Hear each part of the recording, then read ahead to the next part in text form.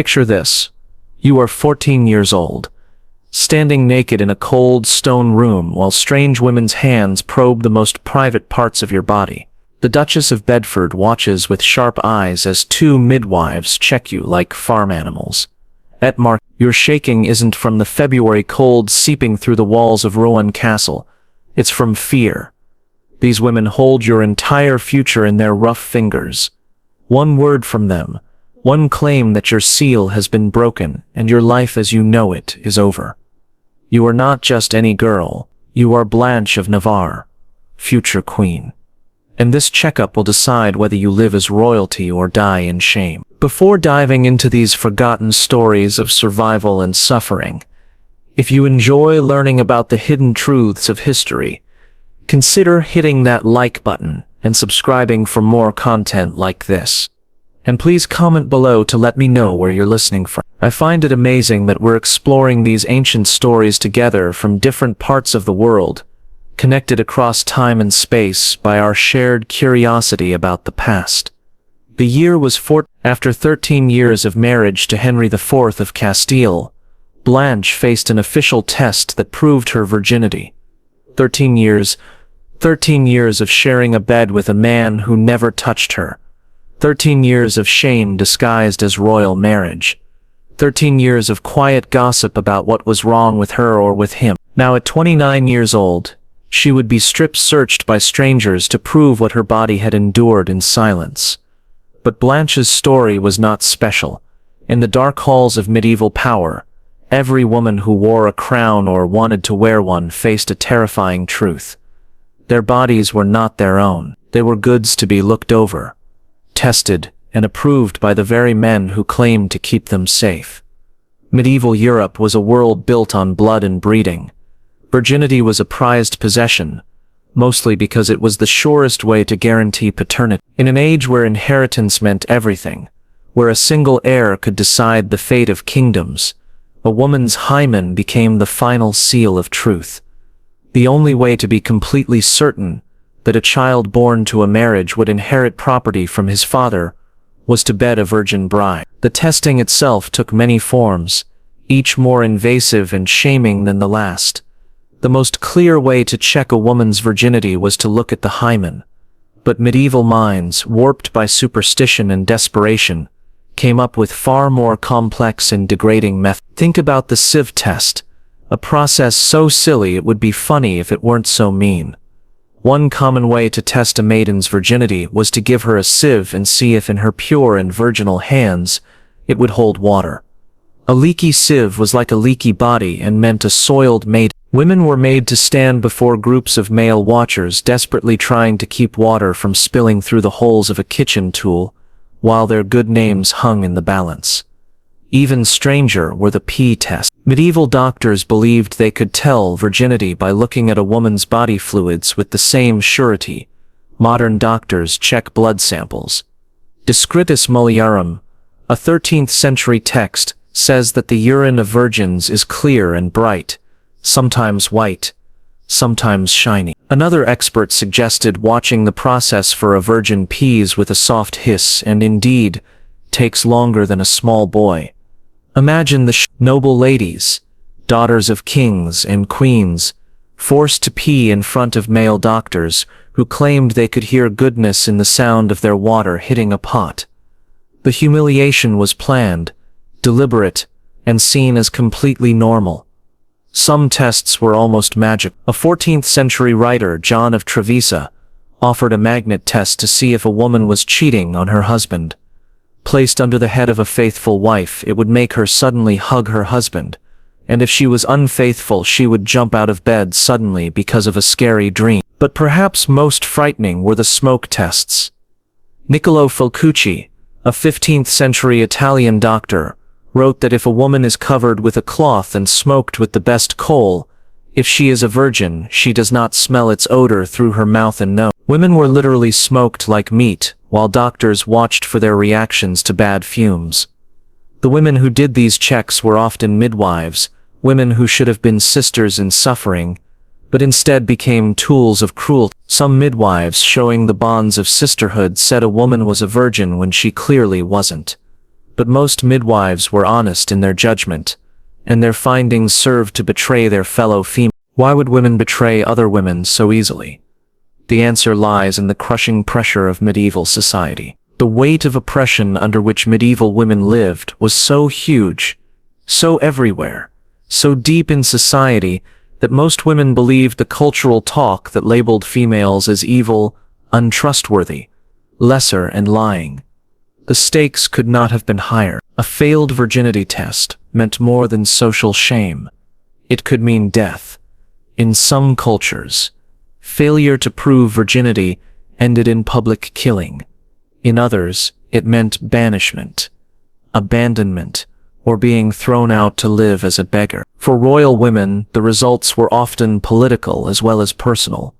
A queen whose virginity was doubted could start international problems, wars, or the end of carefully made alliances. Catherine of Aragon's ordeal shows how these tests became weapons in political battle. When Henry VIII wanted to end their marriage in the 1520s, Catherine would insist to her dying day that she had come to Henry's bed a virgin, having never lain with her first husband, Henry's brother, Arthur. For years, this proud Spanish princess found her most private physical experiences picked apart by religious thinkers, lawyers, and politicians who cared nothing for her honor and everything for their political aim. Henry needed to prove that Catherine had lain with her husband Arthur to show their marriage broke divine law, which proved harder than he had hoped. As Catherine insisted, she came to Henry a virgin. The very body that had been checked and approved for one royal marriage was now being doubted and challenged for another. The checkup process itself was careful torture. Royal women would be stripped naked and placed on tables like samples for cutting. Many witnesses would watch as midwives or doctors probed their bodies, searching for signs of sexual activity. The hymen, that delicate skin that could be torn by horse riding, hard work, or any number of non-sexual acts, became the final judge of a woman's worth. Some women are born without hymens, and others tear theirs early, doing the hard tasks that made up women's work in the medieval age. Yet these body facts meant nothing to medieval minds fixated on female purity. A missing or torn hymen was always seen as proof of sexual activity. No matter the actual cause, Joan of Arc's story shows how virginity testing went beyond marriage politics into questions of holy power. A check of Joan's virginity was done sometime before January 13, 1431, watched by the Duchess of Bedford. The first step was to test her virginity because virgins, or so it was thought, were less likely to be used by the devil. Even as Joan faced charges of heresy that would lead to her death, even as she suffered months of religious questioning designed to break her will, she was put through the same shaming physical check that every important woman faced. Her virginity was checked not once, but many times. A private check by two women confirmed her virginity. Later, the Duchess of Bedford and her ladies did another check. The irony was heavy. Joan, who claimed to get visions from God, who inspired the French to win against the English, who changed the path of history through her army leadership, was made to lie naked on a table while noble ladies checked her body for proof of her spiritual work. Her bravery in battle meant nothing compared to the state of her hymen. Joan's accusers understood the power of these tests.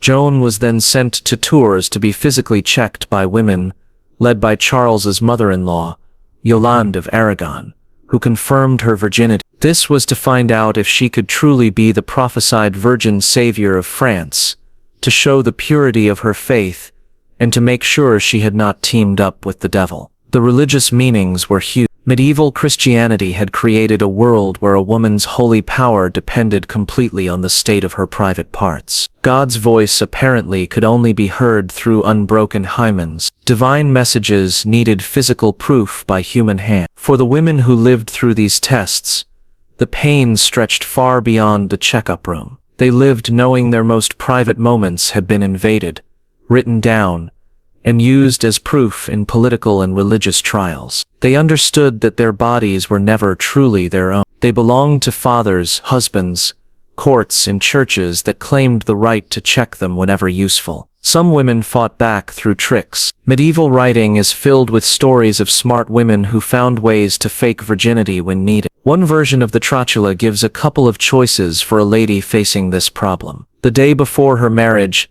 let her put a leech carefully on her labia, taking care so it doesn't slip in by accident. Then blood will flow out here, and a little scab will form in that place. The leech method was especially clever and scary. Women would purposely hurt themselves in their most sensitive areas, letting the creatures drink their blood, all to create the fake look of an unbroken hymen during their wedding night. The pain must have been terrible, but it was better than the results of failing a virginity test. It wasn't too hard for a smart but soiled bride to get a small bottle of blood. Most medieval homes had nearby farms, and animals were often killed for food. A bit of chicken blood could easily be hidden in a piece of jewelry and spilled onto the sheets in the dark.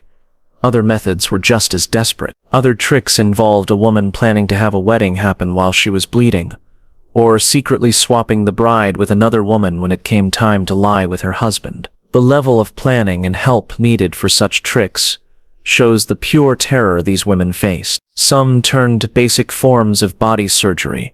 The trotula suggests a tightening for the vagina so that women may look as if they were virgins.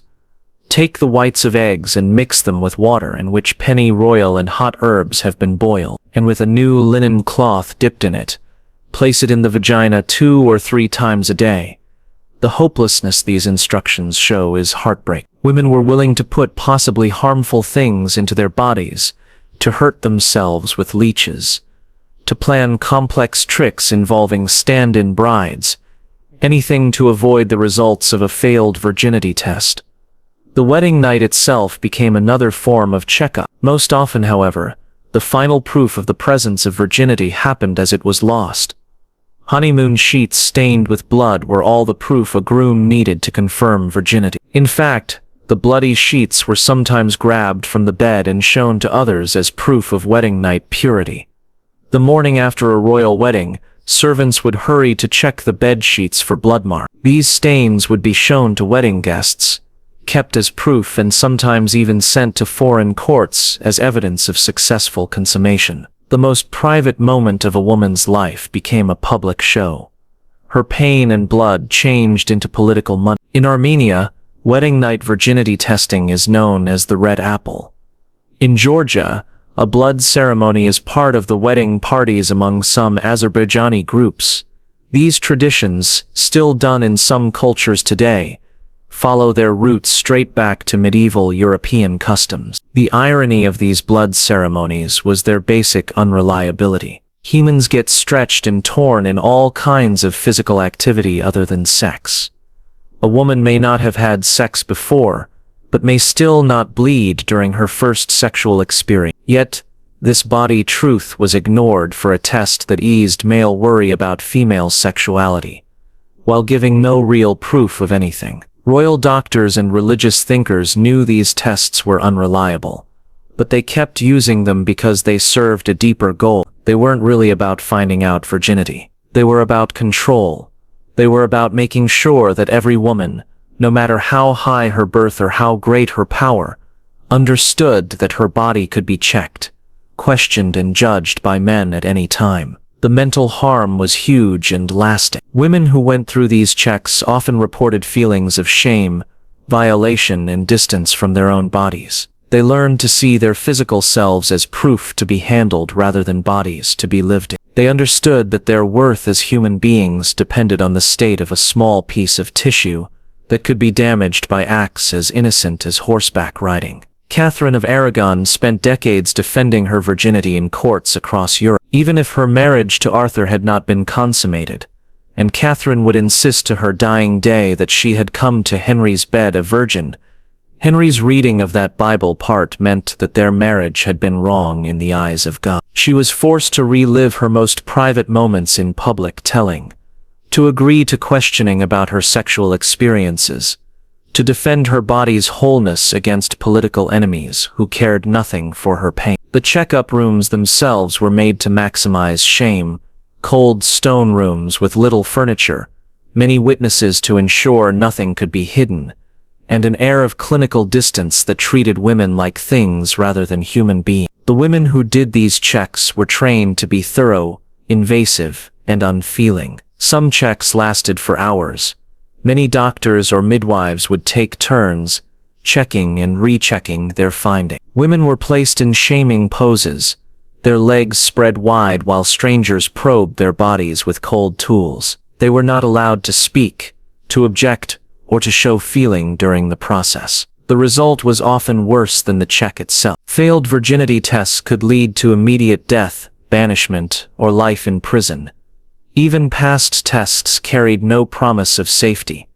They simply put off judgment until the next check, the next test, the next chance for male leaders to claim control over female bodies. Blanche of Navarre's successful virginity test in 1453 AD should have been a win, but it was empty comfort for 13 years of unconsummated marriage and public shame. After this, Blanche was sent home to Navarre. She had proven her virginity, but at the cost of her youth, her dignity, and her dreams of a normal marriage. Her story shows the impossible place of medieval royal women. If they failed virginity tests, they faced shame and punishment. If they passed, they were often thrown away anyway. Their value as political pawns, used up by the very tests that were supposed to protect their honor. The recording of these checks was careful and shaming. Court records describe women's bodies in clinical detail, noting the state of hymens, the look of private parts, and the reactions of the women being checked. These records were kept for decades, sometimes centuries, ensuring that the shame of a single check would echo through history. Joan of Arc's trial records include detailed accounts of her virginity checks written by men who saw no conflict between respecting her as a messenger of God and treating her body as proof in a legal case. Her judges must have known by talk that at Beauvoir, the castle of Jean de Luxembourg, who sold her to the English, the three Joans, his aunt, wife, and daughter, liked Joan and begged him not to sell her.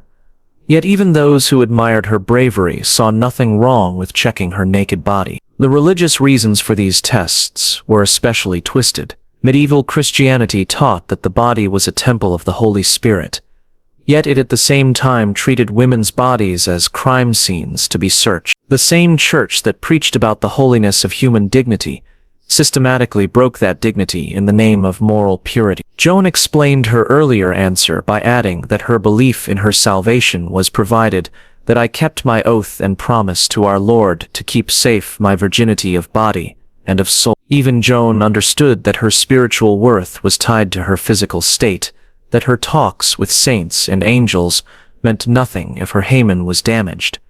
The tests also revealed the deep medical lack of knowledge of medieval society. Doctors who claimed skill in determining virginity often knew nothing about female body structure.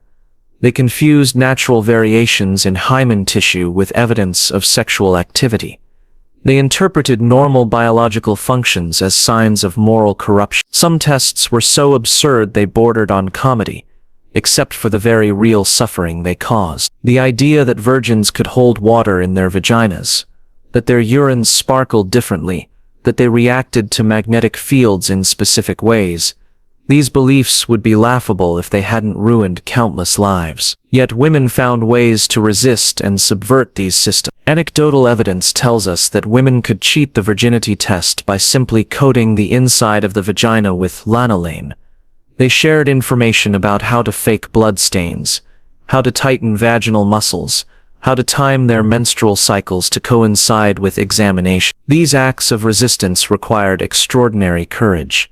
Women who were caught cheating on virginity tests faced punishments far worse than those who simply failed. They were accused of deception, fraud, and corrupting the natural order. Yet, they continued to help each other, creating informal networks of knowledge and support that existed outside official channels. The economic implications of these tests were staggering. Royal marriages involved massive dowries, territorial exchanges, and trade agreements worth fortune. A failed virginity test could nullify contracts worth more than most people would see in multiple lifetimes. Women's hymens became the foundation of international commerce.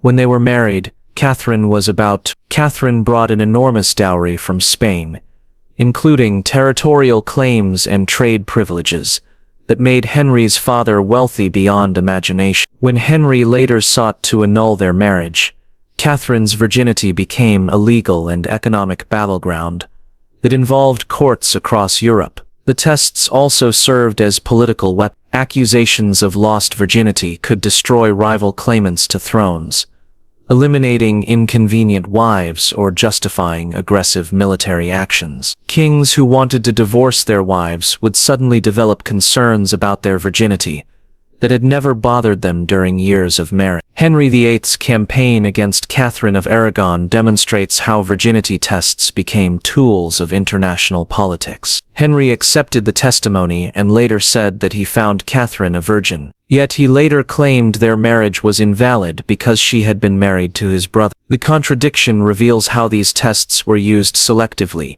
applied when convenient, and ignored when they interfered with political goals. The psychological warfare was intentional and systematic. Kings and nobles understood that the threat of examination was often more powerful than the examination itself. Women who knew they might be tested at any time lived in constant fear, their behavior shaped by the possibility of sudden invasive scrutiny. This fear created a culture of paranoia among noble women. They monitored their own bodies obsessively, searching for signs that might be misinterpreted during examination. They avoided activities that might damage their hymens, even when those activities were necessary for their health or happiness. They lived as prisoners in their own bodies. The impact on medieval marriage customs was profound and lasting. Wedding nights became performances rather than intimate experiences. Couples approached their first sexual encounter knowing that evidence of the woman's virginity would be examined and judged the next morning. The pressure to produce blood often resulted in traumatic experiences that scarred both partners. Some couples developed elaborate rituals to ensure successful tests. They would have animal blood ready to apply to sheets or arrange for the woman to be cut slightly during intercourse to guarantee bleeding. These preparations turned what should have been moments of connection into calculated deception.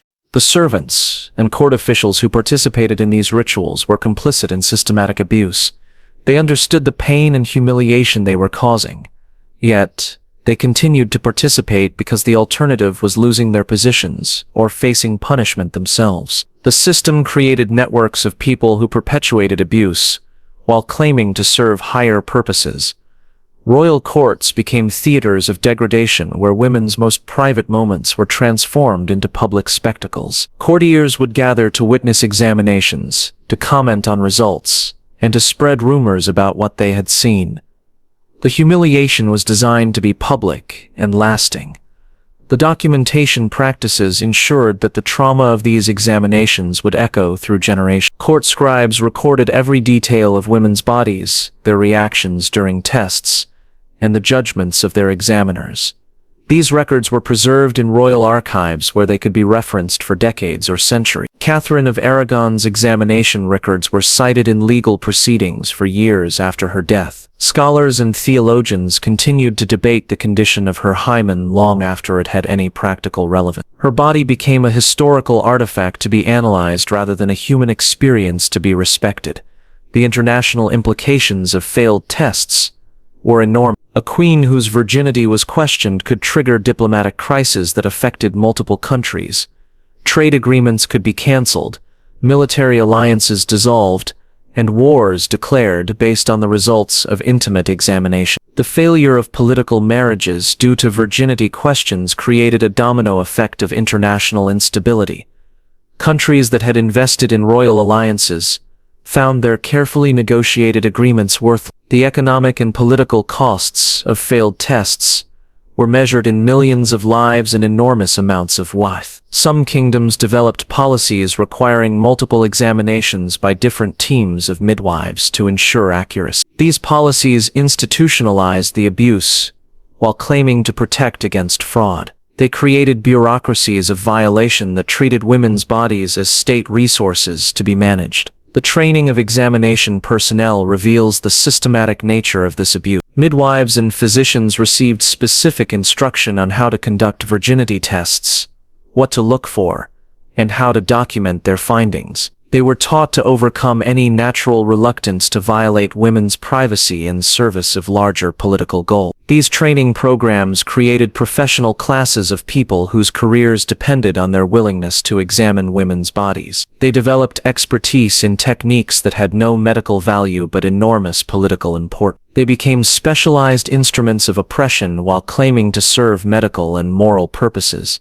The resistance strategies developed by medieval women reveal their extraordinary resilience and intelligence. They created informal networks for sharing information about how to survive examinations. They developed techniques for physical deception that required detailed knowledge of anatomy and chemistry. Some women became experts at manipulating the timing of examinations to coincide with natural processes that might mask evidence of sexual activity. They learned to control their emotional reactions during tests to avoid providing additional evidence of their supposed guilt. They transformed themselves into performers who could survive degrading scrutiny through careful preparation and exceptional self-control. The religious women who conducted some examinations faced impossible conflicts between their spiritual beliefs and their assigned duty. Nuns and other religious figures were often chosen to examine royal women because their own vows of chastity supposedly made them more reliable judges of female purity. These religious examiners had to reconcile their beliefs about human dignity and spiritual worth with their participation in systematic violation. Some refused to participate and faced punishment for their resistance. Others compartmentalized their actions, treating examinations as religious duties rather than human interactions. The development of medical instruments specifically for virginity testing reveals the technological investment in these practices. Specialists created tools designed to probe women's bodies more effectively, to measure hymen tissue more precisely, and to document their findings more accurately. These instruments were designed with the same care and precision applied to other medical tools. Yet they served no legitimate medical purpose. They were weapons disguised as scientific equipment, tools of oppression presented as instruments of knowledge. The economic incentives that supported these practices were enormous and pervasive. Midwives and physicians who conducted examinations were well paid for their services. Court officials who arranged tests received bonuses and advancement opportunities. The entire system created financial rewards for participating in systematic abuse. These economic incentives ensured that virginity testing would continue even when people understood its harmful effects. Too many people benefited financially from the practice to allow moral concerns to interfere with profitable operations. The artistic literary representations of these tests reveal how deeply they penetrated medieval culture. Paintings, tapestries, and written works frequently depicted virginity examinations as normal and necessary parts of noble life. These cultural products normalized abuse by presenting it as artistic subject matter. The famous 1579 painting of Queen Elizabeth, the Virgin Queen, shows her holding a hymen, and Cesare Ripa's 1611 woodcut illustration depicts the personification of chastity, fighting off Cupid with one hand while holding a hymen in the other. Even centuries after the worst practices had ended, artistic works continued to celebrate the symbols and ideas that had justified systematic violation of women's bodies. The legal frameworks that supported virginity testing created precedents that influenced law for centuries. Courts developed detailed procedures for conducting examinations, evaluating evidence, and determining punishments. These legal structures institutionalized abuse while presenting it as just. Legal scholars wrote extensive commentaries on the proper conduct of virginity tests, the reliability of different examination methods, and the appropriate responses to various findings. They created academic disciplines based on the violation of women's bodies, while claiming to serve legal and moral purposes. The psychological techniques used to prepare women for examinations were sophisticated and cruel. Court officials developed methods for breaking down women's resistance, for convincing them to cooperate with their own violation, and for preventing them from protesting their treatment. These psychological preparation techniques included isolation, threats, promises of rewards for cooperation, and carefully orchestrated displays of the consequences of resistance. They were designed to break women's spirits before the physical examination began. The aftermath protocols for failed examinations were equally systematic and cruel. Courts developed detailed procedures for punishing women who failed tests, for managing the political consequences of failed marriages, and for disposing of women who were no longer useful as political assets. These protocols included options for execution, exile, imprisonment, and forced religious conversion. They treated women as disposable resources, whose failure to meet purity standards justified any level of punishment. The international networks that supported virginity testing reveal how widespread and coordinated these practices were. Courts across Europe shared information about examination techniques, compared results, and coordinated their responses to failed tests. These networks ensured that women could not escape scrutiny by moving to different countries or seeking protection from different rulers. The system was international in scope and unified in purpose, creating a web of oppression that trapped women regardless of their location or status. The economic calculations that determined when examinations were necessary reveal the cold, mechanical nature of these decisions. Court officials developed formulas for determining when the political benefits of testing outweighed the costs and risks of examination. These calculations treated women's suffering as a cost to be managed rather than a moral concern to be avoided. They reduced human dignity to accounting entries in political ledger. The technological innovations that improved examination techniques show how much intellectual energy was devoted to perfecting these violations. Medical researchers developed new methods for detecting evidence of sexual activity, new instruments for conducting more thorough examinations, and new documentation systems for preserving evidence. These innovations were pursued with the same dedication and creativity applied to beneficial medical advances. They represent a massive investment of human intelligence in service of systematic oppression. The training materials used to educate examination personnel reveal the bureaucratic nature of these operations. Detailed manuals described proper examination procedures, common mistakes to avoid, and appropriate responses to different findings. These manuals treated the violation of women's bodies as a technical skill to be mastered, rather than a moral transgression to be avoided. They created professional standards for conducting abuse while presenting it as legitimate medical practice. The psychological aftermath of examinations was often worse than the physical violation itself. Women who underwent testing reported lasting trauma that affected their relationships, their self-image, and their ability to trust others. Many women never recovered from the experience of being reduced to objects for examination. They struggled with intimacy, developed patterns of self-harm, and lived with constant anxiety about their bodies being scrutinized. The cultural normalization of these practices ensured that resistance was rare and ineffective. Society taught women that examinations were necessary and justified, that their discomfort was less important than political stability, and that resistance to testing was selfish and destructive. This cultural programming was so effective that many women participated willingly in their own violation, believing that they were serving higher purposes and fulfilling important social obligations.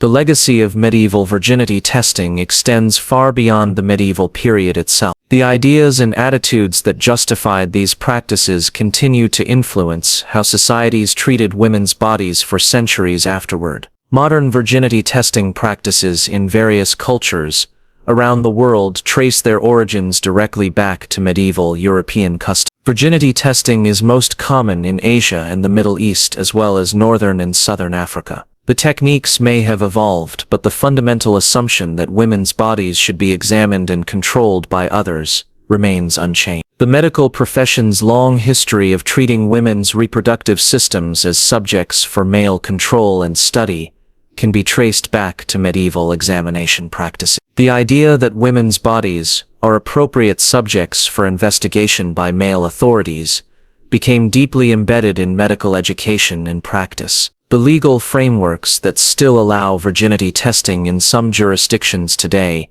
are direct descendants of medieval court procedures. It is legal for doctors in the United States to perform virginity tests. The institutional structures that once supported systematic examination of royal women continue to operate in modified form. The psychological patterns that victims of virginity testing display today are identical to those documented in medieval sources. The trauma, the shame, the disconnection from their own bodies, and the difficulty forming intimate relationships.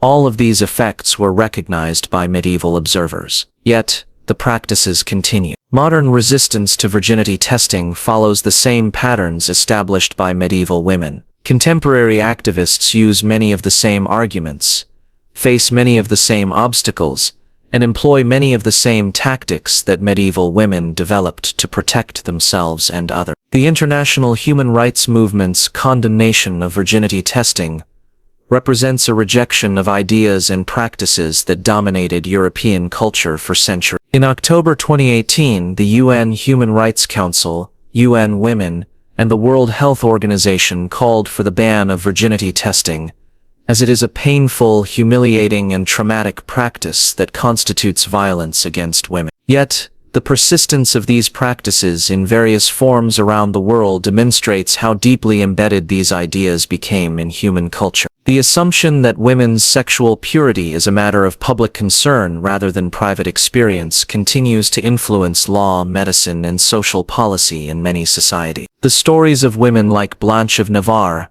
Catherine of Aragon, and Joan of Arc remind us that the violation of women's bodies in the name of political and religious authority has ancient roots and terrible consequences. Their suffering was not incidental to medieval political systems. It was integral to how power operated and how societies maintained control over female sexuality. These women faced their ordeals with courage, intelligence, and dignity that their examiners could never match. They endured violations that would break many modern people. Yet, they continued to fight for their rights, their reputations, and their humanity. Their resistance created cracks in systems of oppression that seemed unbreakable. Their refusal to accept degradation without protest inspired other women to question authority and demand better treatment. Their stories became rallying points for later generations of women who fought to reclaim control over their own bodies. The examination rooms where these women suffered have long since crumbled to dust.